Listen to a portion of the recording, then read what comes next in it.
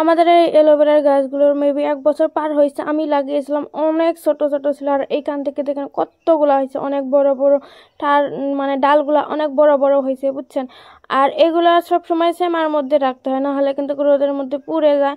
তো আমাদের বারান্দার মধ্যেই রাখা এইগুলো। আর এই যে এইখানে একটা আর একটা টব আমি নিয়ে গেছি আপনাদের ভাইয়াদের বাসার। আর এই যে আমাদের ঘরের খিড়কির কাজ করবে, যার জন্য এইগুলো আমাদের গাছ ছিল গামারি গাছ, ওইটা কেটে এই যে কাঠ ফেরে নিয়ে আসছে। মানে এখন এইগুলা শুকাইতে দিছে, এই যে তো নাকি শুকায় অত। আসসালামু আলাইকুম, কেমন আছেন সবাই? আশা করি আপনারা সবাই অনেক ভালো আছেন। এই যে দেখছেন শীত আসছে, এখন আমাদের গ্রামে একদম মানে ধান সিদ্ধ করায় মানে বলতে পারেন যে সবাই এখন ধান সিদ্ধ করতেছে। আর ঠান্ডা দিন আসলে ধান সিদ্ধ করার সিজন।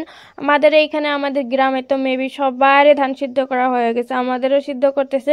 আরও সকালে উঠছে, আমি একটু লেট করে উঠছি, ঠান্ডার জন্য সকালে উঠতে পারি না। শীতের মধ্যে যদি সকালে উঠি আমার আবার অ্যালার্জির সমস্যা আছে, তখন একদম প্রচুর সর্দি লেগে যায়। সো একদম এক হান্ডি, এই যে হান্ডিটা দিয়ে এক হান্ডি একদম সিদ্ধ করা হয়ে গেছে, ওগুলো নামিয়ে নিছে। এখন আরেক হান্ডি দিতেছে, ওইগুলোও নামিয়ে নিল, যার একটুখানি আছে। সো কয়েকদিন ধরে মানে ধান সিদ্ধ করতেছে। এগুলো আমাদের ক্ষেতের ধান।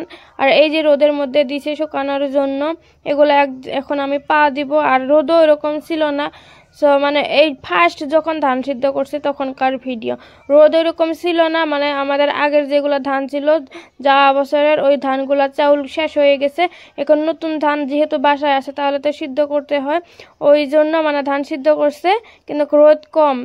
তো সমস্যা নাই, কম যেহেতু সিদ্ধ করছে, তাও 3 দিনের রোদে মানে এইগুলা শুকাইছে।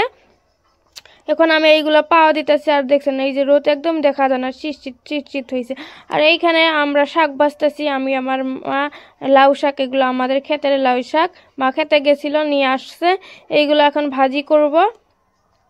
সো এইগুলা তারপরে এই যে এখানে ভাজি করতেছে। আবার তারপরের দিনের ভিডিও ক্লিপ নিচ্ছে। এইগুলা একটুখানি রোদ উঠছে, দেখছেন আজ একটুখানি রোদ উঠছিল, মানে কি বলবো। আর এই যে একটু একটু করে ভিডিও ক্লিপ নিয়ে নিয়ে সম্পূর্ণ ভিডিওটা করছি, কজ মনে ছিল না একদম মানে সম্পূর্ণভাবে যে ভিডিওটা একদম দিব।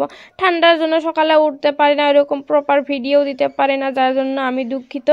আর এই যে ধান পাওয়া দেওয়া হয়ে গেছে, ধানগুলোই দেখাইতেছি, কি করব।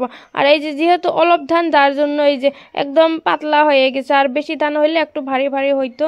আর এই যে পা দেওয়ার পরে কি সুন্দর হয়েছে। এই যে এইখানে আয়াস আমার কাছে ফোন চাইতেছে, বুঝছেন, ওর ফোন চাওয়া নিনজা টেকনিক।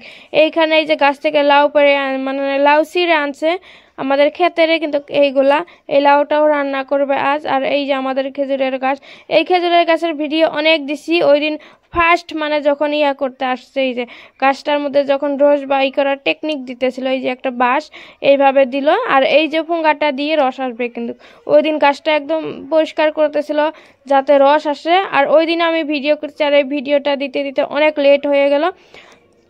সো এই যে ভালোভাবে দেখছেন আমার মানে এই গাছটা কিন্তু আব্বা রস খাওয়ার জন্য রাখছিল, খেজুরের গাছ।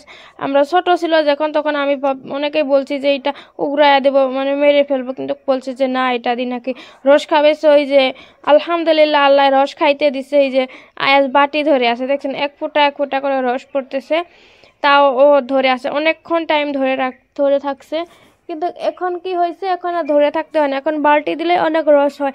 এই রসগুলা দিয়ে আমরা পায়েস রান্না করে খাইছি, তারপরে পিঠা বানিয়ে খাইছি। সো আপনারা দেখে নিতে পারেন।